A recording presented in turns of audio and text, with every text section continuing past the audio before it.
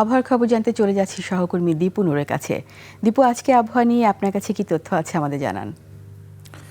জি ধন্যবাদ রিতা আপনাকে। দর্শক, আজ ২১ জুন ২০২৬ আবহাওয়া অধিদপ্তরের দেয়া সবশেষ তথ্য মতে আবহাওয়া অফিস জানিয়েছে সারা দেশের আকাশ আগামী ২৪ ঘন্টায় আংশিক মেঘাচ্ছন্ন। এছাড়া আবহাওয়া প্রধানত শুষ্ক থাকার কথা রয়েছে বলে জানিয়েছে আবহাওয়া অফিস।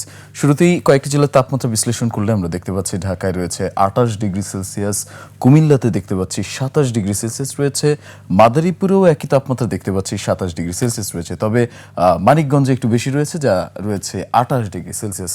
গত ২৪ ঘন্টায় সর্বোচ্চ তাপমাত্রা রেকর্ড করা হয়েছে রাজশাহীতে ৩৬.৪ ডিগ্রি সেলসিয়াস। ঠিক তার বিপরীতেই কিন্তু সর্বনিম্ন তাপমাত্রা রেকর্ড করা হয়েছে ডিমলাতে ২৩.২ ডিগ্রি সেলসিয়াস।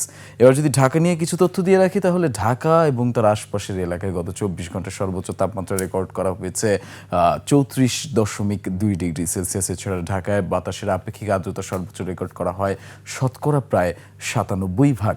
এছাড়া আগামী ২৪ ঘন্টায় ১০ থেকে ১৫ কিলোমিটার বেগে দক্ষিণ পশ্চিম দিক থেকে বাতাস প্রবাহিত হতে পারে বলে জানিয়েছে আবহাওয়া অফিস।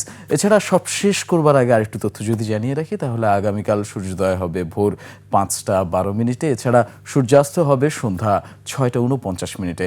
এই ছিল আজকের মতো আমার কাছে আবহাওয়া নিয়ে সবশেষ তথ্য। ফিরে যাচ্ছি স্টুডিওতে রিতার কাছে। রিতা। দীপু, আপনাকে অসংখ্য ধন্যবাদ।